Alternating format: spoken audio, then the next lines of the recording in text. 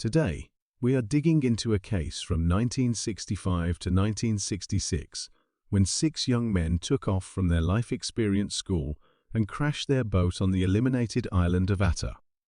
This is the tale of the genuine ruler of the flies, the Tongan castaways. In June 1965, 6 young men sat in their Catholic live-in school, St. Andrew's School, on the island of Tonga Tupu. All locals of the blustery island of Hafafeva. The oldest of the gathering was Sione Fatawa at 16 years of age, alongside Stephen Fatai Latu, Kolo Fekitoa, and Sione Philippe Toto. At just 13 years of age, David Tavita Siola was the most youthful of the gathering. They were tired of their severe tutoring, and they were exhausted stupid, a dangerous circumstance for youthful high school young men. They concluded that they planned to get away from their tutoring by taking a fishing boat and cruising to Fiji or even New Zealand on the off chance that they would be able. There may be some difficulty en route, however, everything will work out to escape the stodgy illustrations and investigate the world. They definitely realized which boat they would take. All the young men shared an aversion for similar testy neighborhood anglers, Mr. Tanyela Uhila. Afternoon of that very day that they initially devised their arrangement, the young men acquired his whaling boat and took off. David kidded that, as the most youthful, the remainder of the young men just brought him along as he was the one in particular who knew how to cruise. Nobody saw the little boat departing the harbor that night. They took with them 2 sacks of bananas, a couple of coconuts and a gas burner, figuring they would before long be so overburdened with fish that this would last them the remainder of their excursion. In the quickness of concocting the getaway plan, none of the young men remembered to carry a guide with them, or even a compass. From the get-go, their experience began well with great climate and clear skies. However, at that point, the young men incidentally committed a gigantic error. They generally nodded off that first evening. They immediately stirred to the ocean, crashing down over their heads. David raised the sail, and the breeze promptly destroyed it. Attempting to keep up with control of their little specialty, the rudder broke straight away. The young men floated in the sea for 8 days without food or water. They utilized emptied-out coconut shells to assemble some water, yet it was pouring nearly nothing. They needed to proportion it, each having 1 taste in the first part of the day and 1 p.m. They tried to fish, yet it wasn't working out positively. However, at that point on that 8th day, they spotted what appeared to be a marvel not too far off, the island of Atta. The vast majority of the land on Atta is rugged and rough, with steep bluffs and sharp stone-covered seashores around its border. The young men figured out how to crash the little fishing boat upon Atta shores, crushing the boat to pieces on the rocks and covering them and injuries and cuts. It took them about a day and a half to get shorewards, with Mano the primary on the island. However, they made do, and they trust that this island would most likely be preferable over the unforgiving ocean.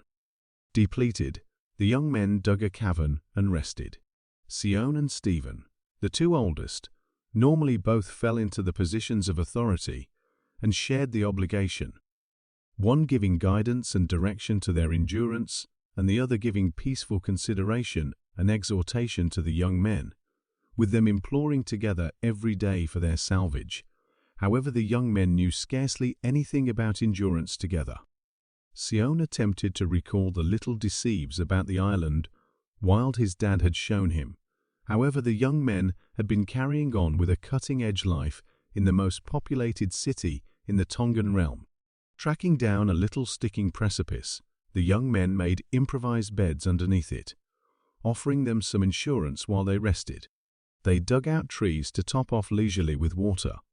However, this would take around 4 to 5 days to create enough to drink. They wound up climbing the precarious bluffs to snatch and catch seabirds, not exclusively to eat for food, however, to drink their blood as their water supplies were so missing, and they could indeed climb and arrive at a limited number of coconuts. as they had still not dominated fire. This was undeniably consumed crude. Every day, the young men attempted to make a fire, quickly hauling 2 bits of wood across one another, in the expectations the rubbing would make the sparkles of fire they frantically required. Knowing this would be the way into their endurance and expectation for any salvage, as well as at last having some prepared food, they didn't quit any pretense of rehashing the dreary errand each and every day.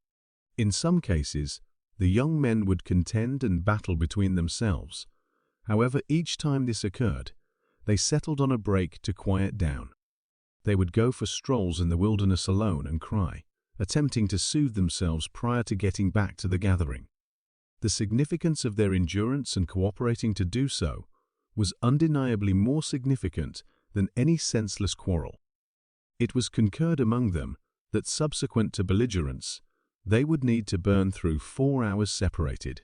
Kolo, a performer, took a few pieces of wire from the obliterated boat, along with a board of wood and a coconut, and formed a guitar.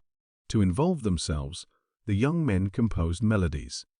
Right up till now, Kolo, presently in 70s, still has this coconut guitar, regardless sings the melody the young men composed together on the island.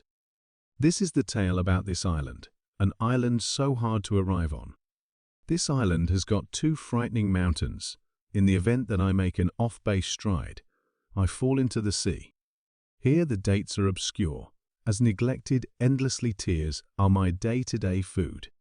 Better for me to bite the dust and rest unceasingly than feeling desolate on this obscure island. I'm crying from the wild, and I have no expectation here. However, I have requested that God quiet my distresses. Following 6 long and frantic months, it worked out. One of the young men at long last touched off a fire. This was the main second they had any bliss on the island. The main thing to the young men currently was this fire. It was monitored at each second, with somebody continuously taking care of the blazes to verify that it wouldn't go out. They developed a little structure out of leaves and branches and moved the fire cautiously inside for its security. Until the end of their experience on the island, the young men didn't allow the fire to go out once. They expected to catch no less than 2 seabirds each day, to have to the point of eating and drinking. One day, while out hunting, Stephen slipped and tumbled down the bluffs on one of Ata's lofty mountains. The other young men looked for him, tracking down him on a meager edge with a wrecked leg. He was conveyed back to their little place to stay, restricting and setting his leg with the main materials they had within reach, branches. The remainder of the young men ensured Stephen rested, just permitting him to return and work with the gathering once he was completely recuperated.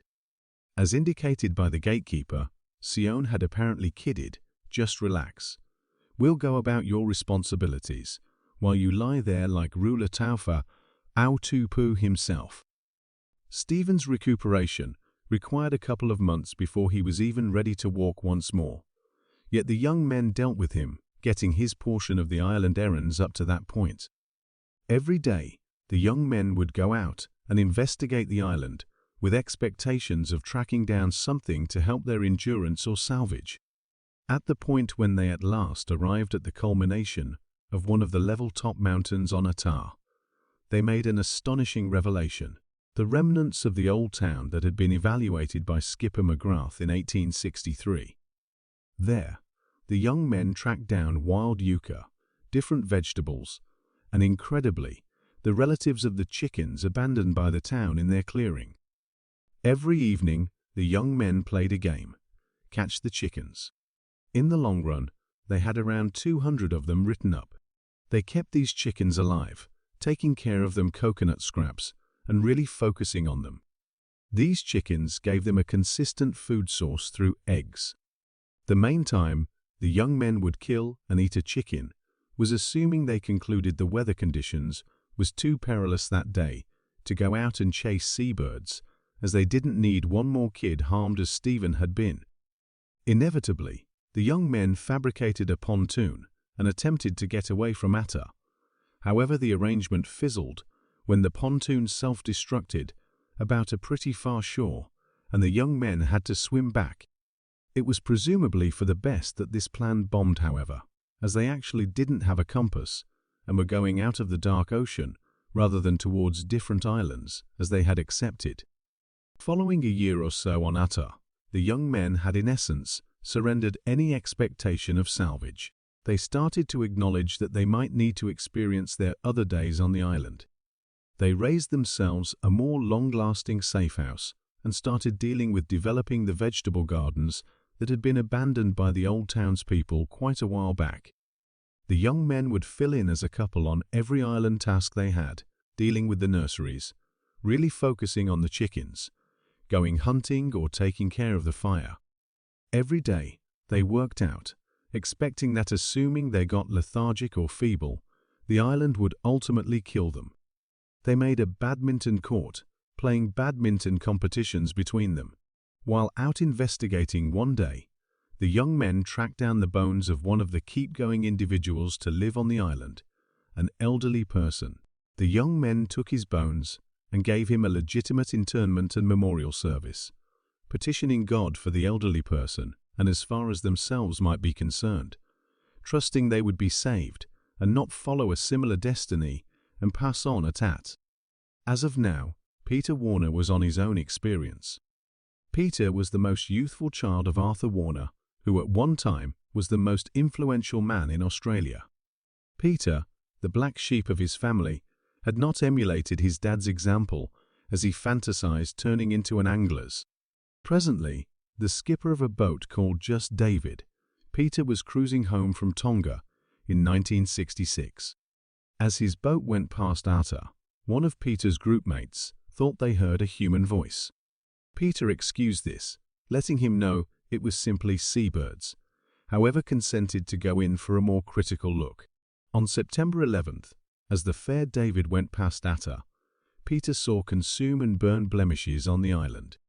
Fires seldom began suddenly in these islands, thus he became inquisitive.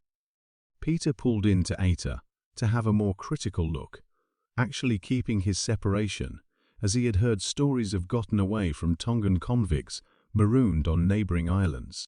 These singe marks were, obviously, from the castaway young men. Once the young men were effective with one fire, they had begun a lot more with expectations of a close-by transport seeing them. Yet every one of the multiple times that they had seen a boat, it had moved away before it drew near to the point of spotting them. Unexpectedly, the young men saw the fair David pulling in near their island. They generally bounced into the water and swam up to the boat. They addressed Peter in wonderful English, making sense of they had been lost for something like 15 months, yet they couldn't rest assured because of their technique for counting the days on a record at their camp. It would turn out that the young men were exclusively off on their count by 2 days. Stunned at this story, and not exactly accepting it, Peter radioed back to Tonga Tupou, detailing he had bound 6 young men on an island, who were saying they had taken off from school. As they took a gander at one another on the boat, the young men figured out the commander's carefulness. Their hair had become long, and they had grown out of their garments, so they were all now exposed. They'd probably been a remarkable sight as they frantically swam towards the fair David. Following 20 minutes, a sad administrator ended the radio quiet, pronouncing, "You tracked down them. These young men have been surrendered for dead. Burial services have been held. On the off chance that it's them, this is a wonder." As Peter returned the young men to Tonga Tupou on a boat, the young men supplicated together again, where they said, "We dreaded you'd failed to remember us. Presently we live. We are no longer castaways." In spite of being found, the young men's difficulty was as yet not finished. Showing up back, Mr. Tanyula Uhila had not neglected his taken boat. Indeed, even after everything the young men had gone through, the anglers pressed charges against them, and they were undeniably captured and detained for robbery upon their revisitation of the island. Hearing this, Peter devised a strategy. He would make a narrative about the young men's fantastic story and utilize the returns from the narrative to pay for the angler's boat, getting the arrival of the young men and rejoining them with their families. After Peter paid for the boat, the young men were at long last rejoined with their excited guardians. The young men were looked at by specialists who were flabbergasted at the setting that had been finished on Stephen's wrecked leg, leaving him with just a scar and full utilization of his leg.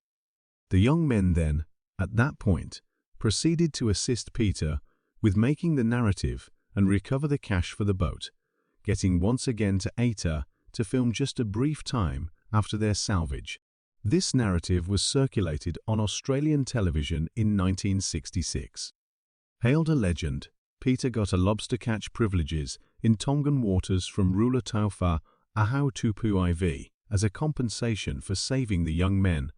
Lastly understood his fantasy about turning into a fruitful angler.